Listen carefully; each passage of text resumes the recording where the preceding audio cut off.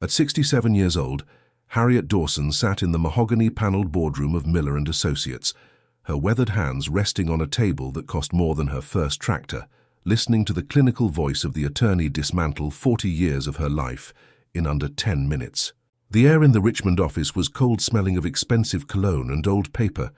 a sharp contrast to the scent of wood smoke and crisp apples that usually clung to her flannel shirt. Across from her, her eldest son Dale checked his gold watch with a bored expression,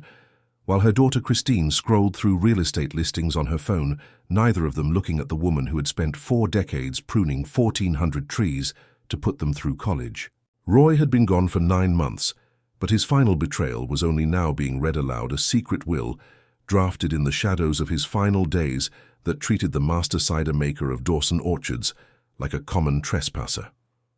Every word felt like a physical blow to her chest, a calculated erasure of the woman who had provided the science to her late husband's salesmanship since 1986, and now found herself a stranger in her own legacy. The attorney Marcus Vance did not even look up from the document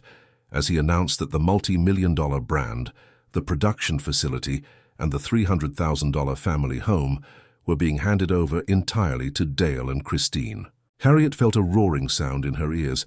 like a flash flood hitting the Shenandoah Valley, her heart hammering against her ribs as she realized she was being legally evicted from the soil she had enriched with her own sweat. Dale leaned forward, his voice dripping with a cold corporate arrogance, as he told her to be realistic, calling her a laborer rather than an owner, and suggesting she should be grateful he was letting her keep the worthless 12-acre north lot.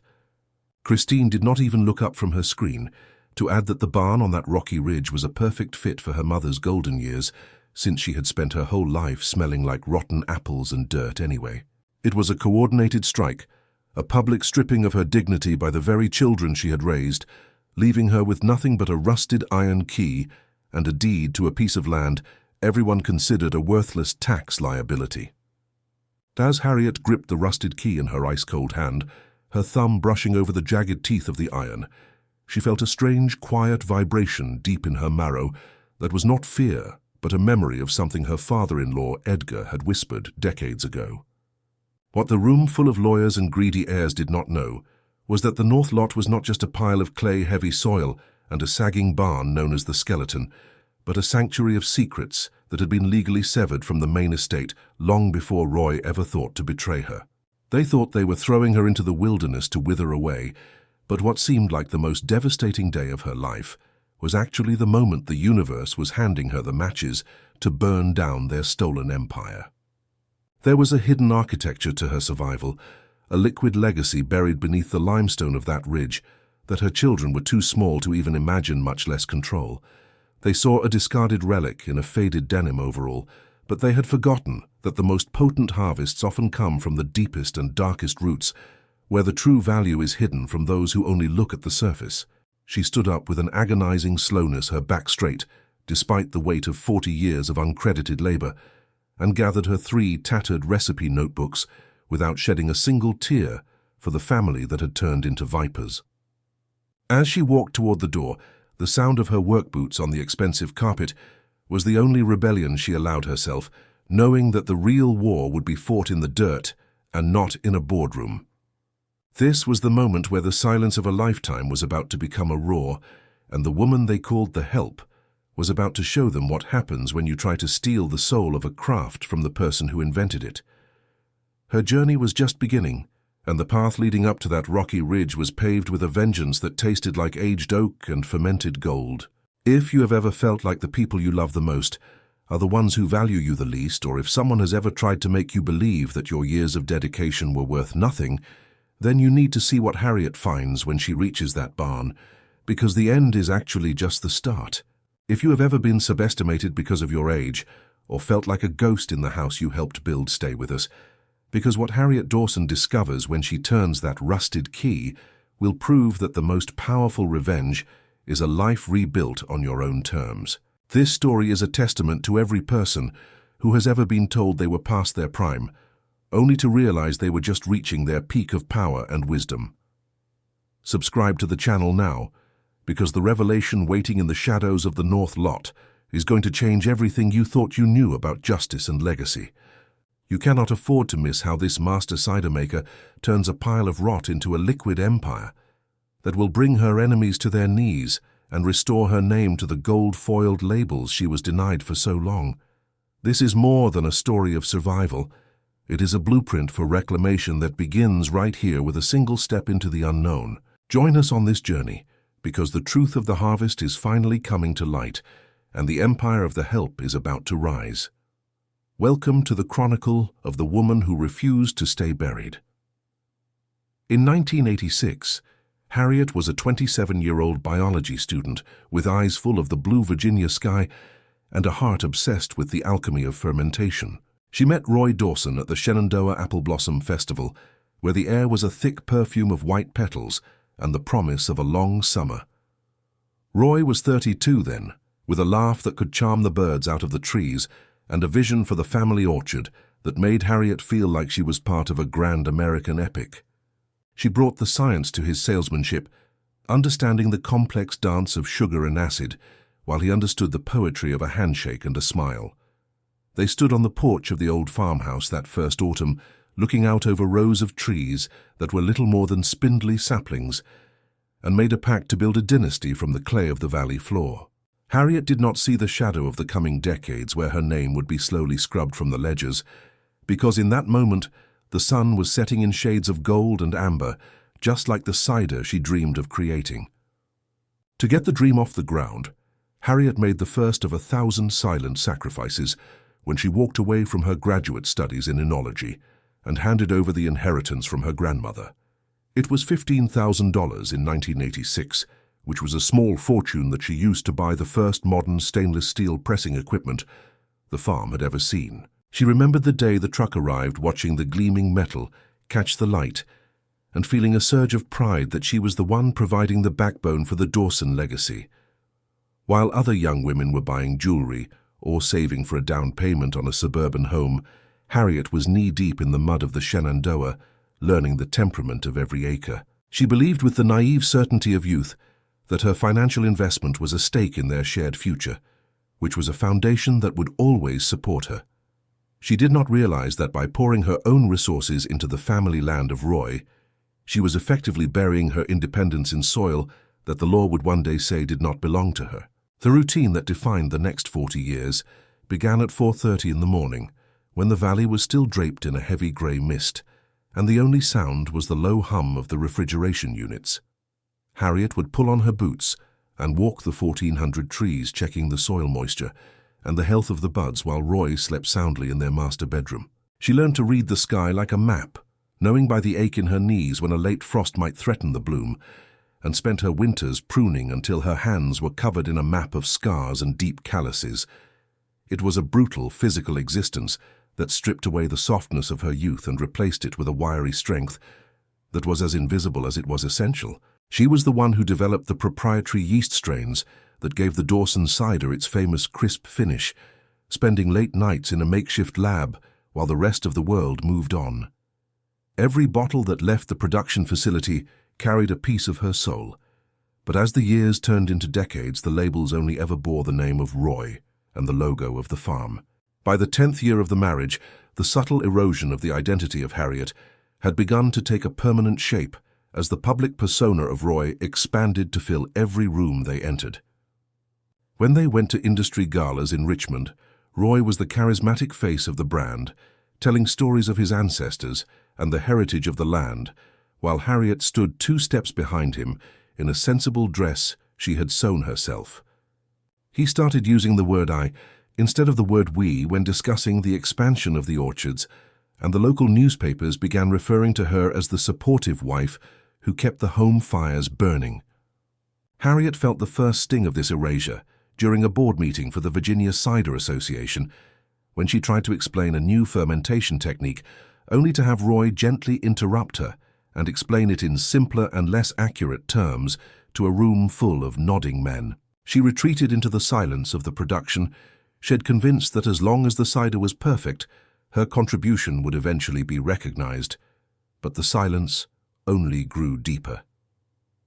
Then came the children, and with them a new layer of labor that was expected rather than celebrated, as Harriet found herself raising the next generation of the Dawson line. Dale was born in 1983, which was a serious boy with the sharp jawline of Roy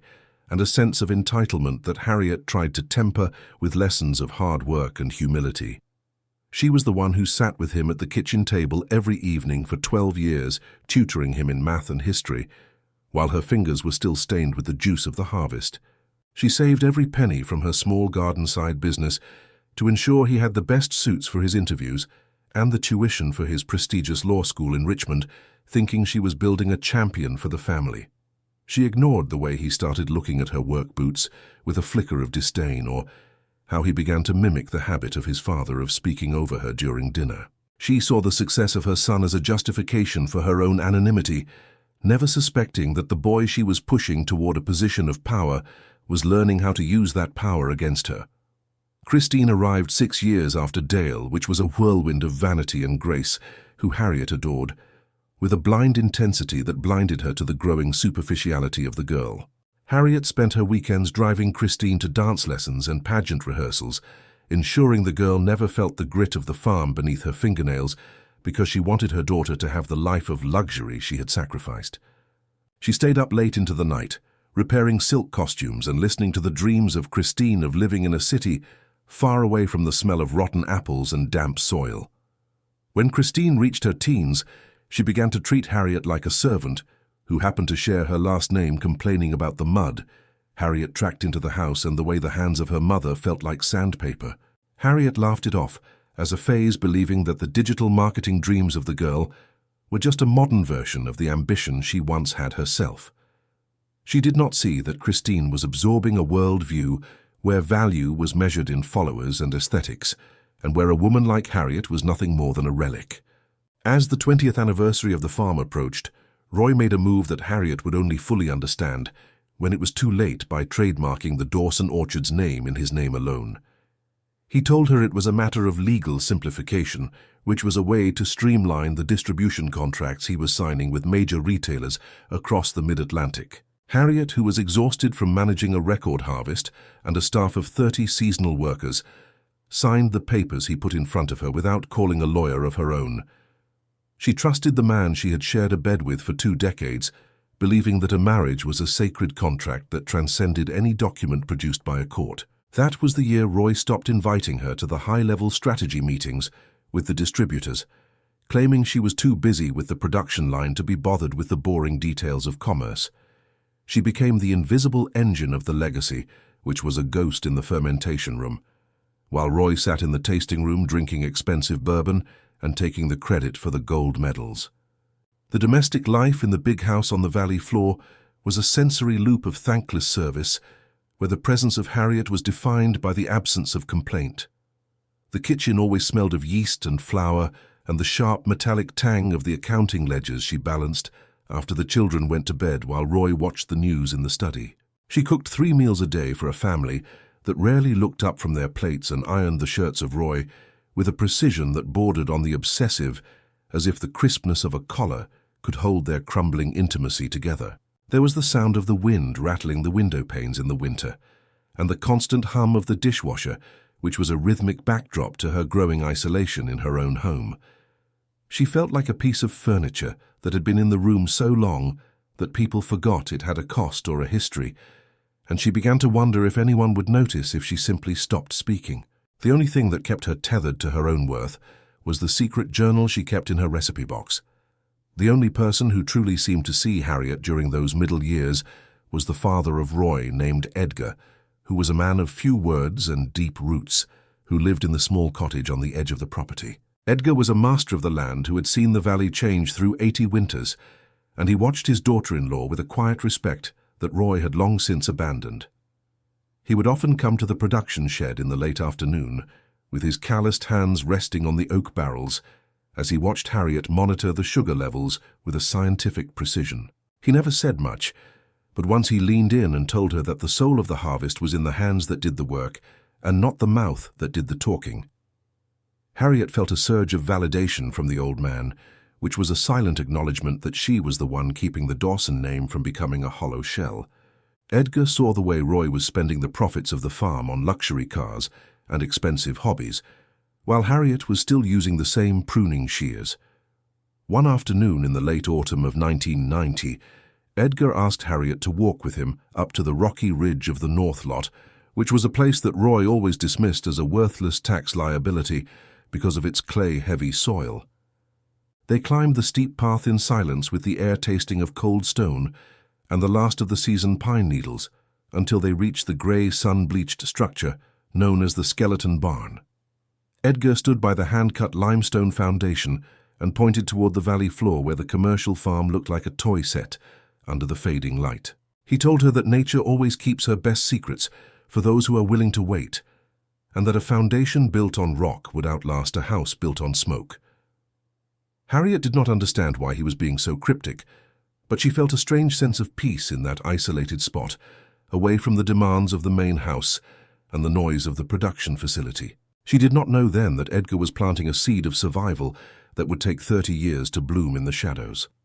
By the time Harriet reached her 30th year on the farm, she had been relegated to the role of a glorified foreman, which was someone whose expertise was required, but whose presence was tolerated rather than valued. Roy had become a man of grand gestures and shallow pockets, spending the annual distribution contract of $320,000 on a lifestyle that Harriet struggled to reconcile with the reality of the harvest. He would bring potential investors through the fermentation room and refer to Harriet as his best worker, laughing when she tried to correct him about the temperature of the vats. She was 60 years old, and her back ached with the weight of every crate she had ever lifted, but she continued to wake at 4:30 because the trees did not care about her pride. She watched as Dale and Christine became more like their father every day, treating the farm as a personal bank account and viewing Harriet as a service provider who should be grateful for the roof over her head in the valley.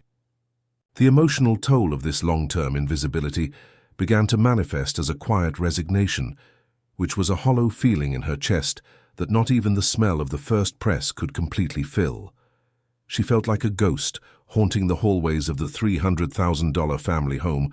watching her children move through the rooms with a sense of ownership that they had done nothing to earn. There were nights when she would sit in the dark of the mudroom, clutching her 3 tattered recipe notebooks and wondering where the 27-year-old girl with the biology degree had gone. She had traded her youth, her inheritance, and her name for a legacy that was being sold out from under her one handshake at a time, and she felt the crushing weight of having worked 40 years for a family that saw her as a laborer. She stayed because she loved the trees, because she felt the heartbeat of the valley in the soles of her feet, and because she still harbored a desperate hope that Roy would remember the promise they made. Then the heart of Roy began to fail, and the final 9 months of his life became a masterclass in deception and cold calculation that Harriet was too exhausted to see. She was the one who slept in the chair by the hospital bed of Roy and changed his bandages, while Dale and Christine had secret meetings in the hallway with the family attorney Marcus Vance. She would catch the tail end of whispered conversations that would stop the moment she entered the room, and she saw the way Roy avoided her eyes when he signed the documents Dale brought to his bedside. She convinced herself that they were discussing legacy planning to protect her, to ensure that the master cider maker would finally have the security she had earned through 40 years of silence.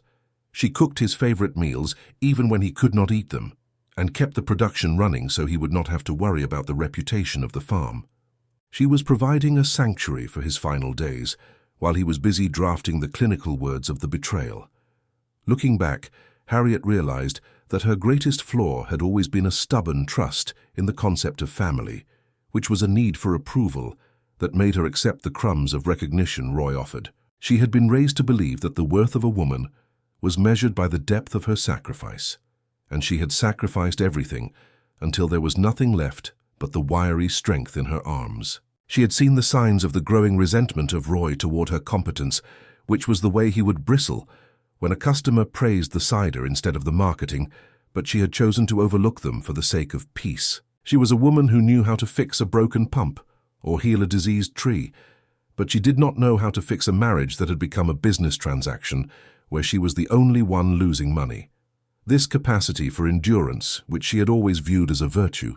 was actually the cage that had kept her trapped in a life of uncredited labor, while the people she loved prepared to discard her. After Roy passed away, the silence in the big house became a heavy, suffocating thing, as the children did not even wait for the funeral flowers to wilt before they started measuring the rooms for renovation. Christine would walk through the kitchen with her phone out, filming tours for her social media followers and talking about how the farm needed a modern aesthetic to reach a younger demographic. Dale took over the farm office, changing the passwords on the accounting software and telling Harriet that he was handling the complex legalities of the transition so she could focus on her grief. They treated her with a condescending pity, as if she were a senile old woman who did not understand the world of corporate contracts and digital marketing, while she was the one still out in the orchards at dawn. The 9 months between the death and the reading of the will were a slow-motion car crash, where Harriet was the only one who did not know she was about to be hit by the greed of her own blood. On the morning of the meeting at Miller & Associates, Harriet felt a strange premonition as she pulled on her best flannel shirt and smoothed her silver hair into its practical bun. She looked at the photograph of Edgar on the mantel and felt a pull toward the north lot, which was a sudden urge to walk up to the ridge and breathe the air of the skeleton barn one more time. But the car was waiting, and Dale was checking his watch with that cold corporate arrogance that had become his defining trait, and she followed her children into the city. She walked into that mahogany-paneled boardroom with 40 years of history on her shoulders and a rusted iron key in her pocket, a key she had found in the bedside drawer of Roy and did not yet understand. As the attorney Marcus Vance opened the heavy leather folder and began to speak, Harriet felt the first chill of a winter that had nothing to do with the weather. She was about to discover that the people she had fed and protected were the ones who had been sharpening the knife to cut her out. The boardroom smelled of aged parchment, expensive cedar wood, and the sterile chill of an air conditioner that seemed to freeze the very blood in the veins of Harriet. Marcus Vance, a man whose soul appeared as grey and pressed as his $3,000 charcoal suit, cleared his throat with a sound like dry leaves skittering over a grave. He adjusted his silver-rimmed spectacles and began to read the document that Roy had signed in the dim light of a hospital room while Harriet was in the cafeteria,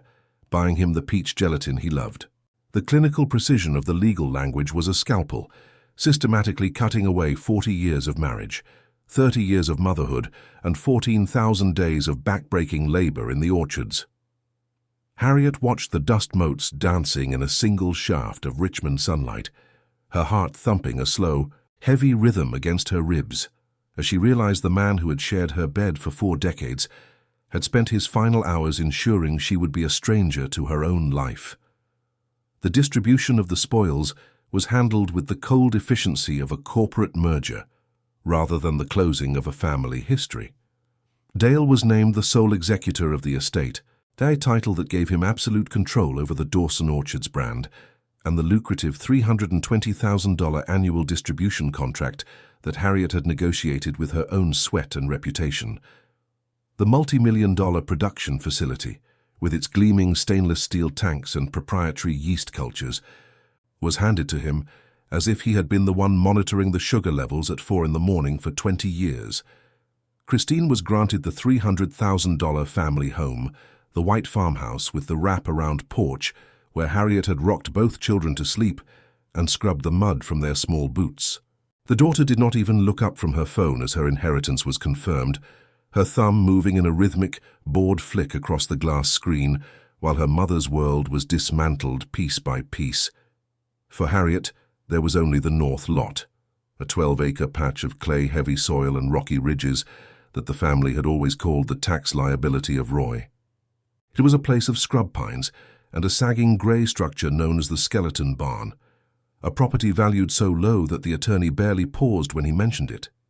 The indifference of her children was a sharper blade than the will itself. Dale checked his gold watch with a frown of annoyance, as if his mother's dispossession was a minor scheduling conflict. He leaned back in his leather chair, the light reflecting off his polished shoes, and sighed with the weight of a man who was doing a difficult but necessary chore.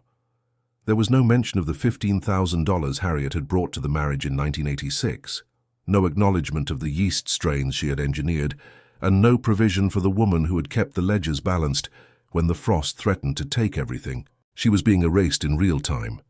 a living ghost in a room full of people who shared her DNA but not her heart. The silence in the boardroom was broken only by the hum of the ventilation and the distant sound of Richmond traffic, a muffled roar that felt like the crashing of waves in the ears of Harriet. Dale leaned forward, his elbows resting on the mahogany table that cost more than a year of Harriet's personal savings, and fixed her with a look of condescending pity. He told her to be realistic, his voice dripping with a cold corporate arrogance that made her skin crawl. He called her a laborer rather than an owner, suggesting that her 40 years of tending the trees was a service that had already been paid for in room and board. He spoke of the brand as a modern asset that required a legal mind to navigate, implying that her presence in the fermentation room was a liability to the future growth of the company. It was the ultimate betrayal of a son who had watched his mother bleed for the land and now chose to see her only as a line item on a balance sheet that needed to be deleted for the sake of profit. Christine finally looked up from her real estate listings, her eyes scanning her mother's weathered face and calloused hands with a flicker of genuine disgust. She remarked that the barn on the north lot was actually a perfect fit for the golden years of Harriet, since she had spent her whole life smelling like rotten apples and damp soil anyway. The daughter spoke of the main house as a canvas for her new aesthetic, mentioning how she planned to strip the antique wallpaper Harriet had hung by hand and replace it with something more worthy of a digital marketing consultant. She treated the memories of her childhood as clutter that needed to be cleared away, viewing her mother as an embarrassing relic of a farm life she was desperate to leave behind. The cruelty was casual, a byproduct of a vanity that could not see the value in anything that did not shine on a screen. Harriet felt a coldness settle in her marrow, a realization that she had raised two people who were capable of looking at her and seeing only an obstacle to their bank accounts. The final blow came when Dale leaned across the table, his breath smelling of expensive espresso and a lack of remorse, to whisper a secret that Roy had kept until the very end. He informed Harriet that the will had been drafted and notarized months before the heart of Roy had even begun to fail, a calculated plan to ensure she could never contest the transfer of the brand. Roy had spent his final days coordinating with Dale to legalize the theft of the life's work of Harriet, treating the woman who had saved the farm 3 times over as a mere inconvenience. Dale's voice was a low hiss as he told her she was lucky he didn't sue her for the mismanagement of the 1990 harvest, a year when a late frost had nearly bankrupted them despite the heroic efforts of Harriet. He was redefining her history into a narrative of failure, stripping her of her competence as easily as he had stripped her of her home. She was being told that her sacrifice was not only unrecognized, but was actually a debt she could never hope to repay to the Dawson name. Then the timeline for her departure was delivered with the same clinical coldness as a foreclosure notice. Dale informed her that she had exactly 30 days to vacate the farmhouse and the production facility, after which the locks would be changed and the security system updated. He spoke of her as if she were a tenant who had overstayed her welcome, a squatter in the house where she had raised him from a colicky infant to a man of the law. He didn't ask where she would go, or how she would move 40 years of belongings with a body that ached from the weight of the harvest. He simply stood up and gathered his leather briefcase, the metal latches snapping shut with a sound like a gunshot in the quiet room. Christine followed him, already discussing the price of marble countertops with a stager on her Bluetooth headset, her voice echoing in the hallway as she walked away without a backward glance. Harriet sat alone in the mahogany silence, her fingers curled around a heavy, rusted iron key that felt like a piece of cold lead in her palm. Returning to the farm was not a homecoming, but the beginning of a month-long siege on her dignity and her sanity. Dale wasted no time in asserting his new authority, arriving the next morning with a team of locksmiths who moved through the fermentation room like a strike team. Harriet watched from the mudroom as the heavy iron padlocks she had touched every morning for decades were replaced with digital keypads she did not have the codes to enter. The smell of the ripening apples was a mockery, a sweet perfume that belonged to a woman who no longer existed in the eyes of the law. Dale moved his sleek, modern office furniture into the cedar-paneled room where Harriet had balanced the books by candlelight, his presence a dark stain on the history of the house. He treated her like a trespasser in her own kitchen, walking past her without a word as he barked orders into his phone. His expensive leather loafers tracking Richmond city dust over the floors she had polished with her own knees.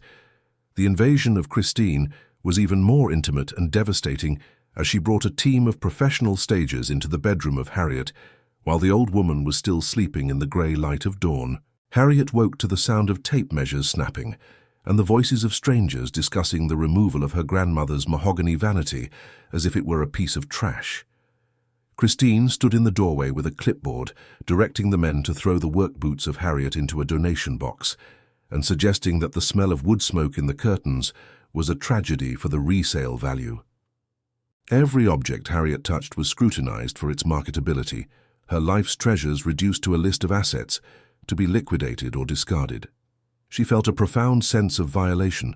a stripping of her privacy that was more painful than the loss of the money. She was forced to watch as her daughter pointed at the antique copper cider press, a gift from the father-in-law of Harriet named Edgar, and told the workmen to sell it for scrap metal because it didn't fit the new aesthetic. The cruelty of the children extended to the very craft that had built their fortune, as Harriet witnessed the beginning of the destruction of her legacy. She stood by the loading dock and watched with a breaking heart as Dale ordered a 500-gallon batch of premium, long reserve cider to be dumped into the drainage ditch because he didn't understand how to calibrate the cooling system. The amber liquid, which represented 3 years of careful fermentation and the essence of the 2023 harvest, flowed away in a sticky, sweet river that smelled of lost time and wasted devotion. Dale laughed off the loss as a learning curve, his arrogance blinding him to the fact that he was throwing away the very soul of the farm. For Harriet, it was like watching a child being drowned. She felt the loss of every drop in her own veins, a physical ache for the trees that had given their life for that juice. She realized then that if she stayed, she would have to watch the slow, agonizing death of everything she had ever loved at the hands of a man who saw only numbers. During the final week of her residency, the treatment of Harriet shifted from active hostility to a systematic invisibility that made her feel as though she were already dead. At the dinner table, Dale and Christine would discuss their plans for the estate as if the seat at the head of the table were empty, their voices rising and falling in a dance of greed that never included her name. They spoke of the new labels they would design, the corporate retreats they would host in the orchard, and the way they would market the Dawson name to people who had never touched a shovel. When Harriet tried to offer a piece of advice about the irrigation needs of the North Lot, Dale simply talked over her, his voice a wall of indifference that she could not climb. She found herself eating her meals in the mudroom, sitting on a wooden crate and listening to the laughter coming from the dining room she had hosted every holiday in for 40 years. The isolation was a cold, heavy blanket that threatened to smother the last of her spirit, leaving her with nothing but the silence of her own thoughts. The breaking point came on a Tuesday evening when the air was thick with the scent of an approaching thunderstorm, and the sky was a bruised shade of purple. Harriet was sitting in the mudroom when Dale approached her with a single piece of paper, his face a mask of cold formality that chilled her more than the wind. It was a formal eviction notice, served with the clinical detachedness of a stranger,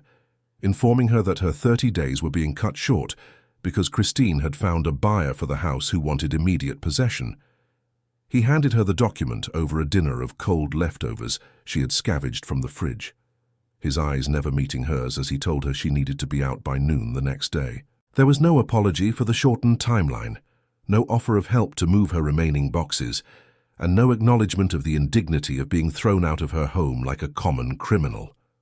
He turned his back on her before she could even find her voice, the sound of his retreating footsteps a final heavy punctuation to the life she was leaving behind. Harriet spent the night in the dark, packing the only things that Dale and Christine hadn't thought to steal or destroy, her movements slow and deliberate as the rain began to lash the window panes. She gathered her 3 tattered recipe notebooks, the pages stained with the juice of 1,000 harvests, and filled with the scientific secrets of 40 years of fermentation. These books were her true inheritance, the blueprints for an alchemy that no corporate lawyer could ever hope to replicate. She packed 2 small cardboard boxes with her biology texts, a leaking air mattress, a cast-iron skillet that had belonged to her grandmother, and a single framed photograph of her father-in-law Edgar.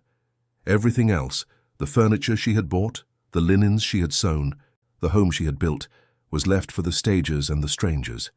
She felt a strange, icy clarity as she looked around the empty mudroom, a realization that she was leaving with nothing but her hands and her mind,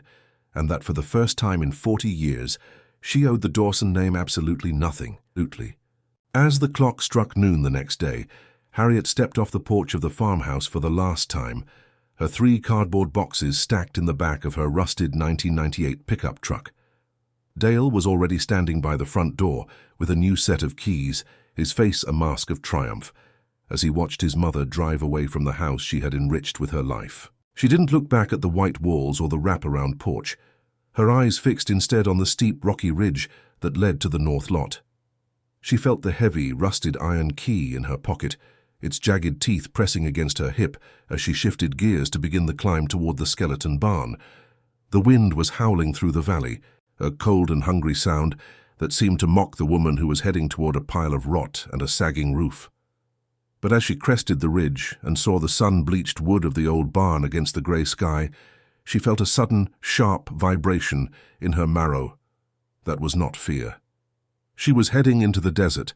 but she was not going empty-handed, and the silence of the north lot was about to be broken by a discovery that would set the valley on fire. Harriet drove the rusted pickup up 1242 North Ridge Road, the engine groaning as the tires crunched over gravel and sharp limestone. The lush, irrigated rows of the valley floor faded into a landscape of scrub pines and tangled briars that clawed at the side of the truck like desperate fingers. As she reached the crest of the ridge, the skeleton barn emerged from the grey mist,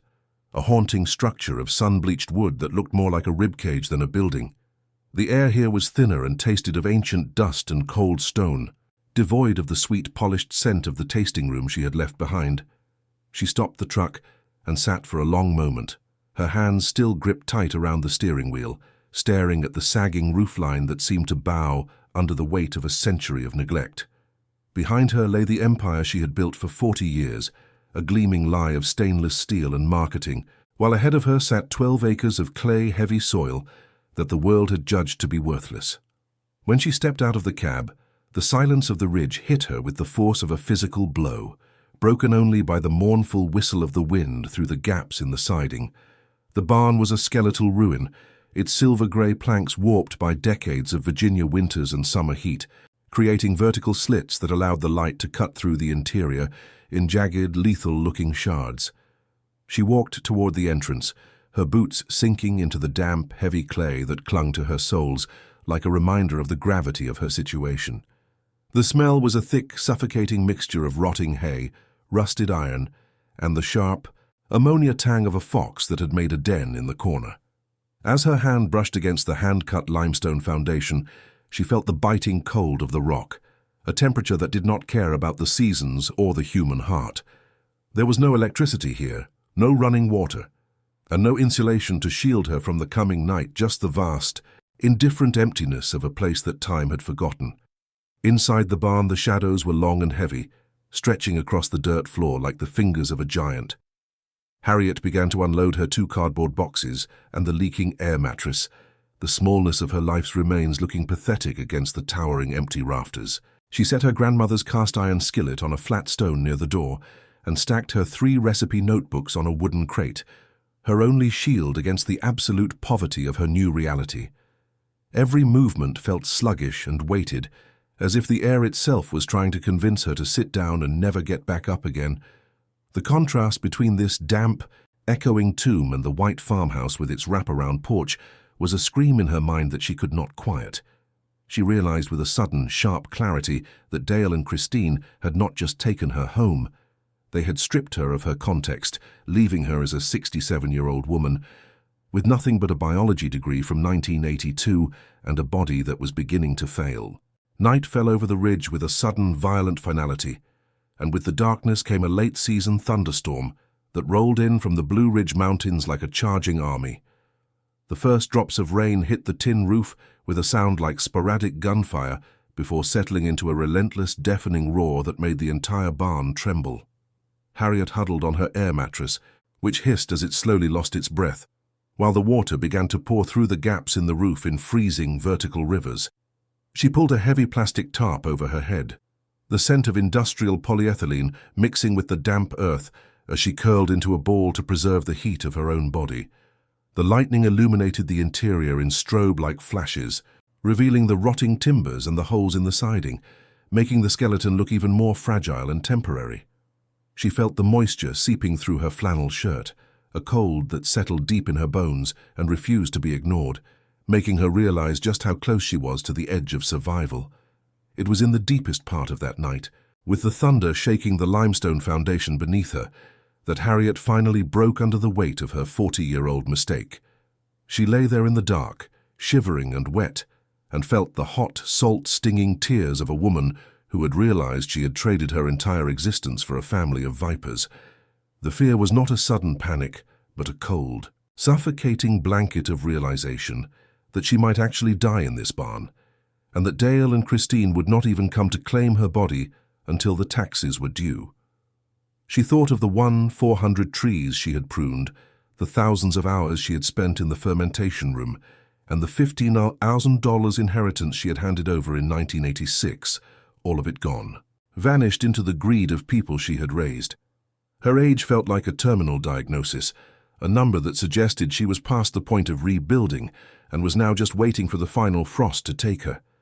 The silence of the barn between the thunderclaps was the most terrifying thing she had ever heard, because it was the sound of a world that no longer had a place for Harriet Dawson. The morning arrived not with a fanfare of light, but with a soft grey wash of dawn that smelled of wet pine needles and washed stone. Harriet woke with every joint in her body screaming in protest, her hands so stiff from the cold that she had to rub them together for minutes before she could even form a grip.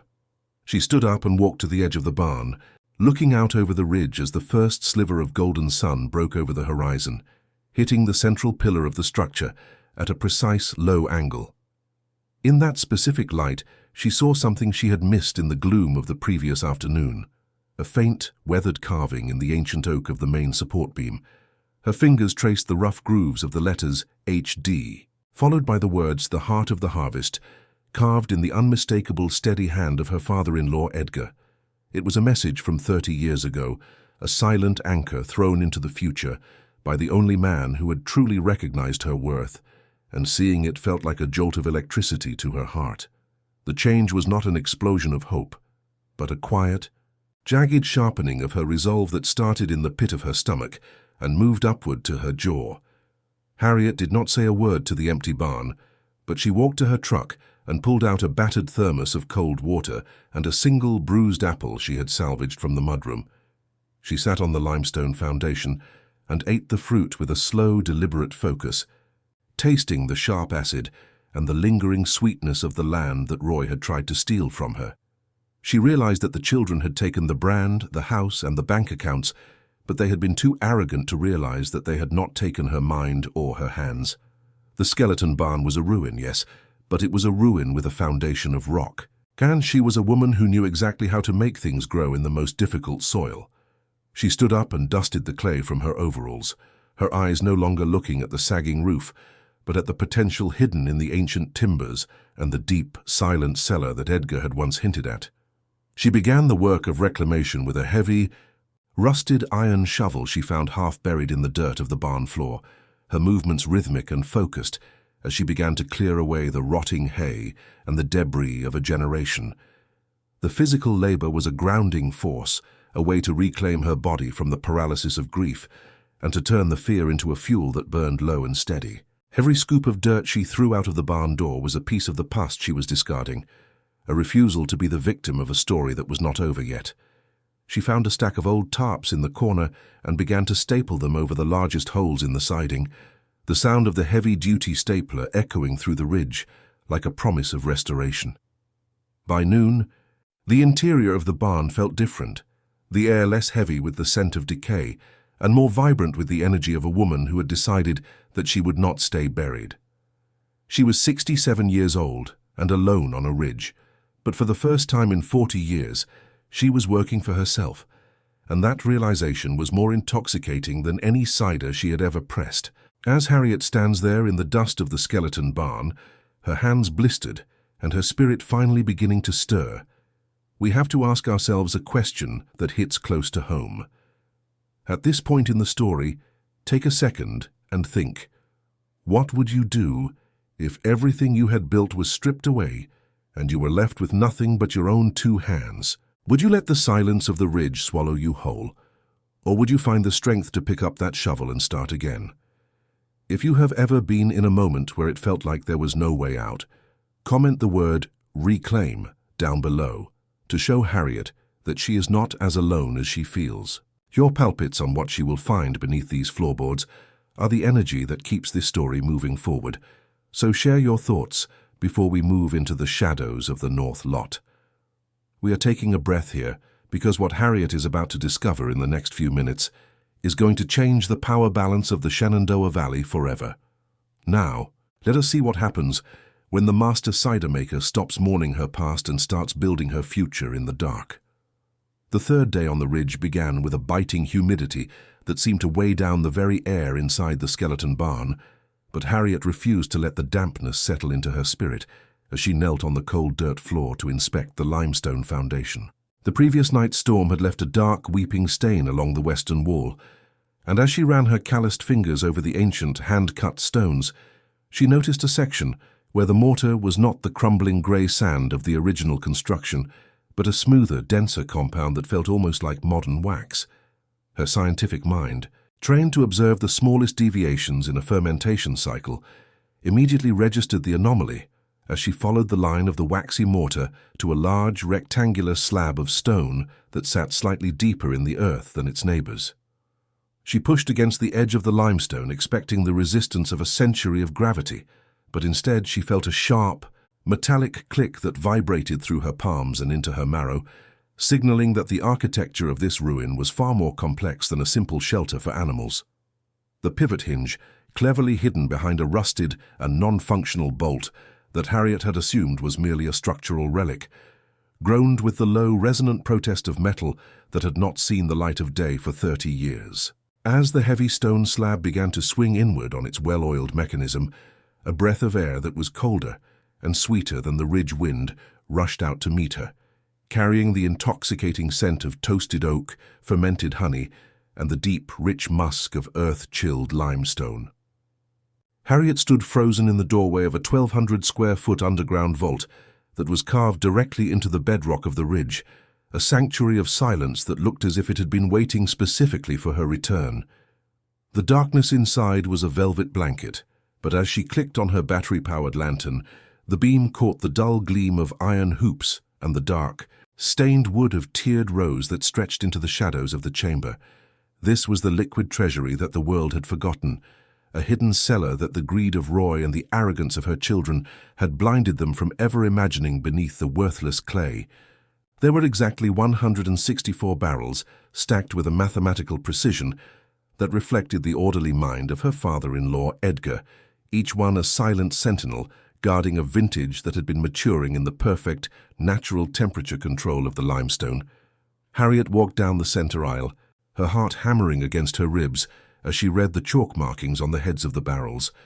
her eyes widening as she saw dates stretching back to 1979 and 1982, the years before the Dawson name had been commodified into a hollow commercial brand. This was the Dawson Reserve, a collection of single varietal and complex blended ciders that represented the absolute peak of the craft, a liquid empire estimated to be worth over $1.9 million in the current high-end boutique market. She reached out and touched the smooth, cold surface of an oak stave, feeling the vibration of the liquid inside, a living legacy that had been legally severed from the main estate decades ago. The scent of vanilla and baked apple was so thick she could almost taste it on her tongue, a sensory proof that while she had been working for scraps in the valley, Edgar had been building her a fortune on the ridge. In the center of the vault sat a small, hand-forged iron chest resting on a cedar pedestal, its lid covered in a fine layer of white limestone dust that Harriet blew away with a single trembling breath. She pulled the heavy, rusted iron key from her pocket, the very key that Dale had handed her in the boardroom, with such mocking condescension, and felt it slide into the lock of the chest with a perfect, smooth click that felt like a bolt of lightning through her spine. Inside the chest lay a heavy leather folder containing a notarized deed from 1990, a document that explicitly stated the North Lot and all its underground contents were a separate inheritance, specifically for Harriet Dawson, bypassing the main farm's estate entirely. Beneath the deed was a leather-bound journal with the name Harriet embossed on the cover in fading gold letters, its pages filled with the familiar, steady handwriting of the only man who had ever truly seen her. She opened to the first page and felt the tears she had been holding back for months finally begin to spill over her cheeks as she read the words Edgar had written to her from across the divide of time and death. The words of Edgar were a sharp, healing light in the darkness of her exile, as he wrote that while Roy had the mouth for sales, it was Harriet who possessed the soul for the soil and the science for the harvest. He explained that he had hidden the reserve and the vault because he knew the growing greed of his own son and the vanity that would eventually lead the family to try and discard the very woman who had saved them from bankruptcy 3 times over. The journal was not just a legal shield, but a manual of war, detailing how Harriet had been the one to maintain the integrity of the Dawson gold mother yeast culture, the original, unmutated strain that gave their cider its international reputation. In a small, lead-lined box at the bottom of the chest, she found the pristine samples of that mother yeast, a biological weapon that she now realized was the only thing standing between the main farm and a total production collapse. Without this specific culture, the commercial cider Dale and Christine were so eager to market would turn to sour vinegar within a single year, and for the first time since the reading of the will, Harriet felt the cold, hard weight of true power in her hands. The sound of a vehicle laboring up the steep gravel drive of North Ridge Road pulled Harriet from the depths of the vault, her eyes squinting against the bright afternoon sun as she stepped out into the dust of the barn. A mud-splattered Jeep Cherokee came to a rattling halt near the skeleton, and out stepped June Whitfield, a woman with a sharp, intelligent face and the confident posture of someone who had spent her life commanding rooms from New York to Paris. June was a master sommelier who had retired to the valley after a corporate burnout, and she was carrying a thermos of hot coffee and a heavy-duty stapler, as if she were heading into a construction zone rather than a ruin. She looked at the sagging roof of the barn, and then at the weathered, iron-jawed woman standing in the doorway, a slow smile spreading across her face as she took in the scene. June had heard the scandals of the boardroom in the local co-op, and she had come to see for herself if the rumors of the discarded wife were true, but what she found was something far more dangerous to the established order of the valley. June's voice was as smooth and polished as a vintage wine as she told Harriet that she had heard the Dawson kids had traded a diamond for a piece of glass, and that she had come to see the diamond with her own eyes. She did not wait for an invitation, stepping into the barn and correctly identifying the scent of the rare 1982 reserve within seconds, her world-class palate recognizing the complexity of the fermented apples even through the smell of damp earth. June explained that she understood what it was like to be undervalued by the boys' club of the beverage industry, and she offered not just her labor, but her extensive network of high-end distributors and her knowledge of the luxury market. She told Harriet that a label might say who owned the bottle, but the taste always told the story of who made it, and that nobody, not even a room full of corporate lawyers, could ever steal the hands of the master. Harriet felt a surge of genuine partnership as she looked at June, realizing that the universe had not just handed her a vault of gold, but a daughter of the spirit who understood the value of the grit beneath her fingernails. Together, Harriet and June began the grueling but exhilarating process of the reclamation, spending their days cleaning the oak barrels and using a glass thief to sample the different vintages that had been sleeping in the dark. The 1982 reserve was a masterpiece of liquid history, a cider that tasted of honeyed bourbon, dried apricots, and the crisp, clean finish of a high-altitude winter, a flavor profile that was light years beyond the sugary commercial swill Dale was currently bottling. As they worked, Harriet realized that her own palate was sharper than it had ever been, the years of silent labor having turned her senses into a precision instrument that could detect a single degree of temperature change in a 500-gallon vat. She began to experiment with blending the old reserves with the wild fermented juices from the neglected trees of the North Lot, creating a profile that was both ancient and revolutionary. The fear that had paralyzed her on the first night in the barn was replaced by a rhythmic, focused determination, a realization that the skeleton was not a tomb, but a cocoon where her new life was taking shape. The physical transformation of the North Lot began with the help of the local community. People like Silas Thorne the blacksmith and Martha Green from the general store who arrived with tools and supplies without being asked for a single penny in return. Silas told Harriet that the valley had always known she was the one doing the real work, while Roy was playing the part of the gentleman farmer, and that they were not about to let the soul of the orchards be extinguished by a city lawyer in a $3,000 suit. They worked through the weekends to reinforce the timbers of the barn with glass and steel, turning the gaps in the wood into soaring windows that overlooked the valley floor, where the commercial farm sat in its shallow, greedy silence. The skeleton was becoming a rustic modern boutique distillery, a place that breathed with the history of the limestone and the innovation of the master cider maker who had finally found her voice. Every hammer strike and every new pane of glass was a declaration of war against the people who had tried to bury her, and the word of what was happening on the ridge began to spread through the valley like a slow-burning fire. By the end of the second month, June had organized a blind tasting for the prestigious Virginia Beverage Association, ensuring that Harriet's new Edgar and Harriet Heritage blend was placed on the table alongside the most expensive ciders in the country. Harriet sat in the shadows of the back room, her hands folded in her lap, as she watched the judges swirl the amber liquid and take their first sips of the harvest she had kept hidden in the vault. The reaction was immediate and profound, a wave of shock and admiration that rippled through the room as the experts realized they were tasting a level of complexity and soul that the industry had thought was lost forever. When the results were announced and the Edgar and Harriet Heritage was named Best in Show, the story of the discarded wife who had built a liquid empire from a pile of rot went viral, turning the North Lot into a pilgrimage site for every person who had ever been told they were past their prime. Harriet stood on the new deck of her barn, looking out at the sunset with a glass of her own cider in her hand, knowing that the real harvest was finally about to begin. The news of the success of Harriet reached the main house like a toxic cloud, and the reports of the viral fame of the Ridge Farm sent Dale and Christine into a spiral of panicked greed and corporate desperation.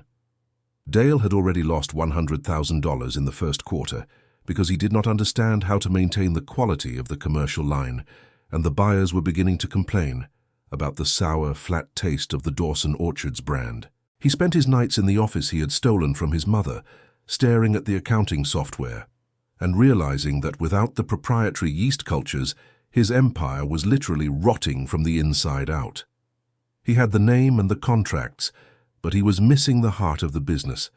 a fact that was becoming more obvious with every bottle that was returned by the distributors in Richmond. He watched from the valley as the lights of the restored skeleton barn glowed on the ridge like a taunting crown, a reminder that the woman he had called a laborer was now his most formidable competitor. As the 5th month of her exile approached, Harriet stood in the center of her thriving distillery, surrounded by the hum of modern equipment and the silent, powerful presence of the 164 barrels of history. She had just signed a 5-year exclusive distribution deal with the very company that had once held the contracts of her children, a deal that guaranteed her the same $320,000 a year she had once been denied. She was no longer a ghost in someone else's house or a servant to someone else's name. She was the architect of her own destiny, standing on a foundation of rock that no lawyer could ever shake. But as she watched a sleek black Mercedes laboring up the steep gravel of North Ridge Road, she felt a sudden icy sharpening of her resolve that had nothing to do with the cider. The children were coming to claim what they thought was theirs, and the master cider maker was finally ready to show them exactly what happens when you try to steal the soul of a craft from the woman who invented it. 5 months of labor had transformed the skeleton from a dying ruin into a cathedral of light and amber glass that seemed to grow naturally out of the limestone ridge. Where there had once been rotting planks and the smell of fox dens, there were now soaring windows of reinforced steel that captured the Shenandoah sunset and cast patterns of gold across the polished cedar floors. Harriet stood on the new cedar deck, her silver hair no longer in a tight bun, but flowing with a soft freedom, and her linen apron as clean as the mountain air she inhaled. The air around the barn no longer carried the scent of decay, but was thick with the sophisticated perfume of toasted oak and the 1982 Reserve, which had become the most talked-about vintage in the Virginia beverage industry. She looked 10 years younger, her back straight and her eyes reflecting the calm power of a woman who had finally found her own name on the bottle and her own soul in the soil. The silence of the ridge was broken by the aggressive whine of a luxury engine as the sleek black Mercedes of Dale labored up the steep gravel of North Ridge Road, looking like a trapped beetle in the rugged landscape. Dale stepped out of the vehicle with his expensive suit already dust-stained and his face a mask of purple rage, while Christine followed behind him, her designer heels sinking into the very clay she had once mocked as worthless. They stood in the shadow of the restored barn, blinking against the brilliance of the glass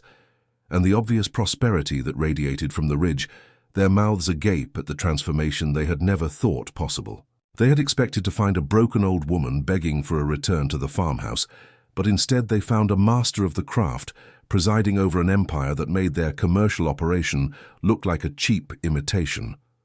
The contrast was a physical weight in the air, the polished arrogance of the city siblings meeting the raw and undeniable power of the mother they had tried to bury in the dirt. Dale did not lead with an apology, but with a frantic and clinical demand for the proprietary yeast cultures, claiming that the main farm was facing a production crisis that only Harriet could resolve. He spoke of family duty and the integrity of the Dawson name with a desperate verbosity, as if he could talk his way back into the control he had so casually discarded 6 months ago. He informed her that the commercial batches in the valley had begun to turn flat and sour, and that the distributors were threatening to cancel the $320,000 annual contract if the quality was not restored immediately. Christine chimed in with a forced and hollow sweetness, trying to appeal to the maternal instincts of Harriet, and suggesting that they could all move back into the farmhouse together as if the eviction notice had never been served.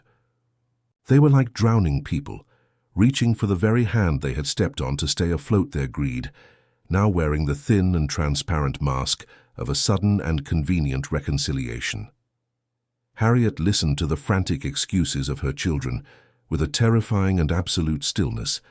her hands resting lightly on the crystal glass of amber liquid she held like a scepter of her own making. When the silence finally stretched long enough to make Dale shift uncomfortably on his feet, she spoke with a voice that was as crisp and cutting as a frost on the apple blossoms. She told Dale that he had never wanted the dirt of the farm, but only the prestige of the name, and that he was now discovering that the name was just ink while the dirt was the only truth that mattered. She informed him that she was no longer a laborer, but was now the competition, and that he should go home because he was trespassing on a legacy he was too small to understand. Her words were short and precisely aimed, designed to dismantle the last of their entitlement without the need for a single shout or a single tear of anger. She stood her ground on the deck of the skeleton, a master of her own territory, who owed the Dawson name absolutely nothing.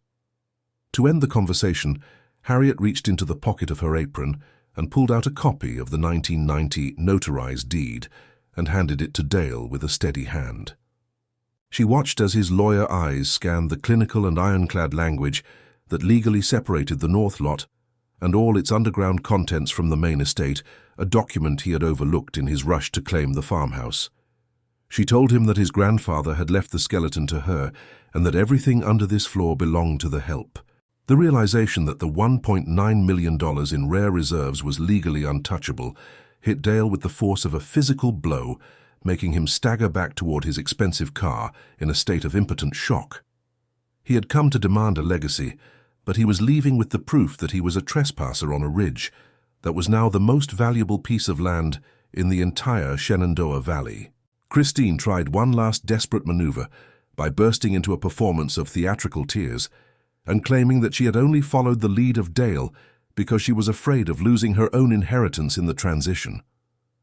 Harriet simply turned her back on her daughter, walking toward the sliding glass doors of the new tasting room and leaving the siblings to stand in the dust of their own making. The sound of the Mercedes engine starting up was a defeated and hollow noise as the antagonists drove away from the ridge,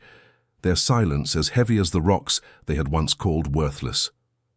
Harriet watched them go from behind the glass, her reflection merging with the rows of oak barrels that represented 40 years of work that was finally her own. She did not feel the need to chase them or to witness their ruin in person, because she knew that the laws of the harvest were already in motion and that nature would handle the punishment with more precision than she ever could. The poetic justice for Dale Dawson began with the literal rotting of the empire he had stolen, as the lack of Harriet's oversight and the loss of the Dawson gold yeast turned his entire inventory into 500-gallon vats of bitter vinegar. Without the scientific mind of his mother to calibrate the cooling systems and monitor the fermentation cycles, the prestige of the Dawson Orchards brand collapsed in less than 8 months. The very distributors he had bragged to in Richmond cancelled his $320,000 annual contract, citing a catastrophic failure in quality and consistency that made the product unsellable. He attempted to sue Harriet for the barrels in the vault,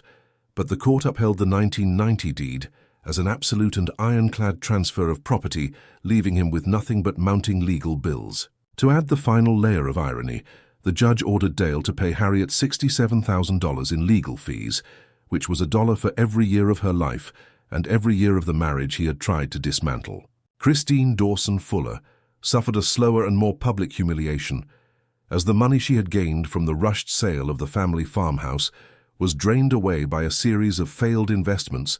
and a luxury lifestyle she could no longer sustain. The digital marketing followers she had prized so much turned on her when the story of the discarded mother went viral, and her reputation as a lifestyle consultant was erased by the very community she had looked down upon. 6 months after the confrontation on the Ridge, she found herself living in a cramped studio apartment in Charlotte, her designer furniture in storage, and her bank accounts as empty as the promises she had made to her mother. She was forced to see the face of Harriet on the cover of every major beverage magazine, the woman she called a farm wife, now celebrated as the queen of the craft cider movement. The vanity that had been her defining trait became her prison as she realized that she was a ghost in the city while her mother was a legend in the valley. The ultimate reversal of fortune was completed when the same distribution company that had cancelled Dale's contract arrived at the North Lot with a 5-year exclusive deal for the Edgar and Harriet Heritage brand.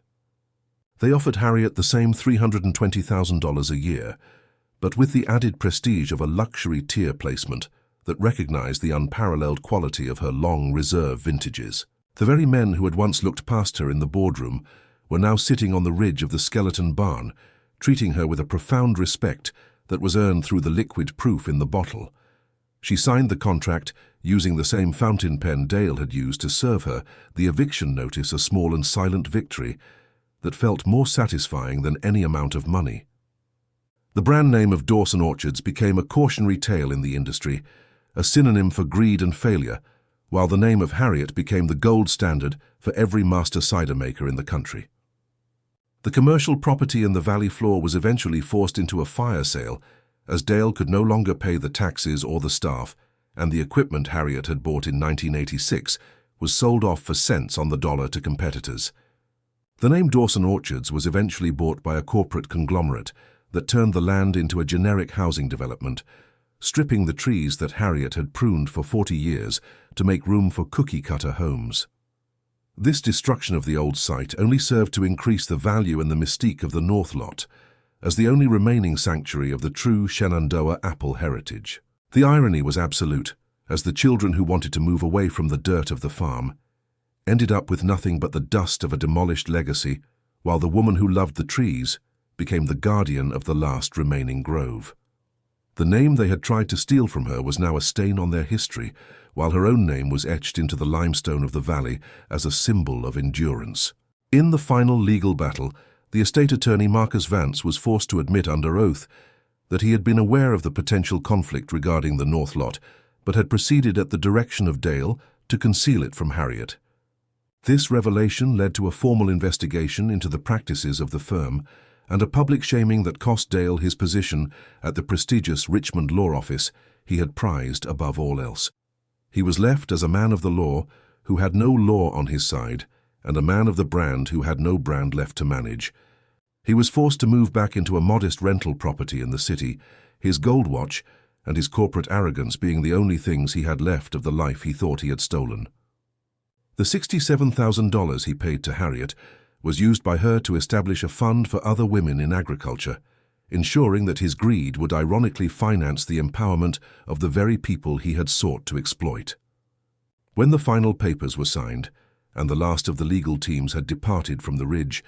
Harriet stood alone in the center of the skeleton barn, with the silence of the valley wrapping around her like a warm blanket. She looked at the carved letters of her name on the oak pillar and felt the heavy, rusted iron key in her hand, its jagged teeth no longer a reminder of a betrayal, but a symbol of a door she had opened for herself. She sat on the limestone foundation and watched the first stars appear over the Blue Ridge Mountains, and for the first time in 40 years, she felt the absolute and heavy peace of a woman who owed no one a single hour of her life. A single tear escaped from the corner of her eye, tracing a path through the deep lines of her face, followed by another, and then a soft and quiet sob of pure and unadulterated relief. It was not a cry of pain or of anger, but the sound of a spirit finally exhaling the weight of a lifetime of silence as the master of the ridge at last allowed herself to rest in the empire she had reclaimed. 3 years have passed since the morning Harriet Dawson stood on the ridge with nothing but 3 cardboard boxes and a heart full of cold ash. Now the sun rises over the North Lot, not as a harsh judge, but as a partner in a blooming sanctuary that has become the gold standard of the Shenandoah Valley. Harriet lives in a beautiful solar-powered cottage built directly into the side of the limestone barn, where the scent of fresh apple blossoms mingles with the clean electric hum of her sustainable energy panels. Every morning at 5, she walks through the rows of her own trees, her boots pressing into the soil she now owns in every legal and spiritual sense of the word. The air is no longer heavy with the silence of the unappreciated, but vibrates with the low song of honeybees and the distant rhythmic clinking of the bottling line.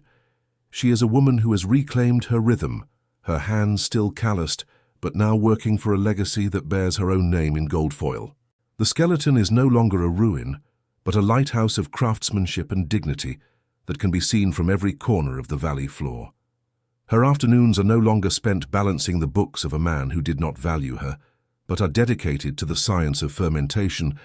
and the empowerment of the next generation of women in agriculture. Harriet has established the Harriet Dawson Grant for Women in Agriculture, which provides funding and mentorship for 5 new female-led farms every single year, ensuring that the grit and wisdom of the valley are never again silenced by greed. She spends hours in the airy modern lab she built above the limestone vault, teaching young women how to read the sugar levels of a harvest and how to respect the chemistry of the soil. There is a profound and quiet joy in watching these students realize their own power, a reflection of the fire Harriet had to rediscover in the shadows of the North Lot. She has become the matriarch she was always meant to be leading, not through fear or control, but through a deep and abiding mastery of her craft. The local community respects her as the true heart of the Shenandoah, someone who proved that a foundation of rock and truth will always outlast an empire of smoke and mirrors. The reconciliation with her family is a careful and measured thing defined by the boundaries she worked so hard to establish during her months of exile on the ridge. Christine now works on the bottling line as an unpaid intern, her designer clothes replaced by practical work gear, and her vanity slowly being ground down by the reality of a day of honest labor. Harriet watches her daughter from the glass balcony of the distillery, offering guidance, but never the easy comfort of the past, because she knows that character is built in the dirt and not in the dining room. There is a tentative peace between them, a bridge built on the recognition of the harm that was done, and the long path toward earning back a place in the life of her mother. Dale remains barred from the property, a ghost of a corporate life that has no place in the sanctuary of the ridge, because some betrayals are too deep for a simple apology to heal. Harriet accepts the presence of her daughter with a cautious grace, knowing that her own forgiveness is a gift she gives herself to remain free from the weight of the past. On a quiet Tuesday evening, as the sky turned a bruised and beautiful shade of violet, Harriet sat on the deck with her partner June Whitfield and shared a glass of the very first Edgar and Harriet Heritage blend. She looked out over the valley, where the generic housing developments now stood on the site of the old farm, and felt a sudden sharp clarity about the path she had walked. She told June that for 40 years she thought she was building a house for her family when she was actually just building a cage for her own spirit. She realized that the loss of the farmhouse and the brand was not a tragedy, but the most violent and necessary liberation she had ever experienced. They thought they had buried her in the north lot like a piece of useless trash, but they had forgotten that she was a seed that knew exactly how to wait for the right season. Her life was no longer a series of sacrifices for people who did not see her, but a celebration of a craft that she had finally mastered on her own terms. The empire she built with her hands was small compared to the commercial giant,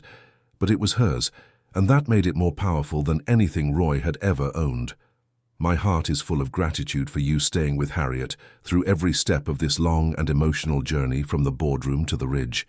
If this story touched your heart, or if you have ever felt like the people you love the most are the ones who value you the least,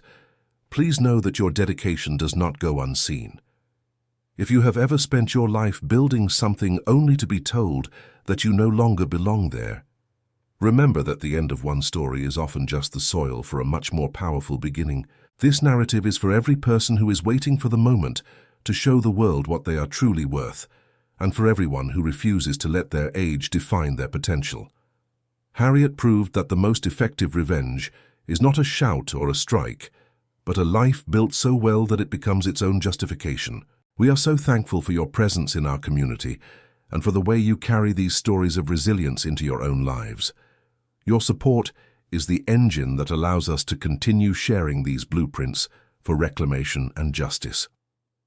At this final point of the journey, I want to invite you to participate in a small but powerful way by leaving a single word in the comments. Please comment just one word that describes the feeling you have right now after seeing Harriet reclaim her life and her legacy from the people who tried to steal it. This story leaves us with several vital moral lessons that we should all carry with us into our own futures. That your worth is never determined by the opinions of those who seek to profit from your silence. That the skills you carry in your hands and your mind are the only assets that can never truly be stolen by a lawyer or a will. That the most difficult soil often produces the most complex and valuable harvest if you are willing to wait for the transformation. That it is never too late to start again, and that a life built on your own terms is the greatest treasure you will ever own. Your comments and your reflections are the heartbeat of this channel, and we read every single one of them with the same respect Harriet showed to her ancient trees. Please share this story with someone in your life who needs a reminder that they are a seed and not a victim, or with someone who is currently facing their own season in the desert. Sharing these chronicles of strength helps us build a world where the quiet masters of the craft are finally seen, and where the greed of the entitled is met with the power of the truth. Subscribe to the channel now to ensure you never miss a journey of reclamation, because we have many more stories of justice and resilience waiting to be told. Your engagement is what keeps the light of the skeleton barn burning bright for everyone who is looking for a way back to their own power. Thank you for being part of this legacy and for honoring the journey of a woman who refused to stay buried in the shadows of someone else's name. We will be here waiting for you with the next chronicle of the human spirit, because the truth of the harvest is always worth the wait. This is the chronicle of the woman who rebuilt her empire from the dirt up. Welcome to the history of the heart.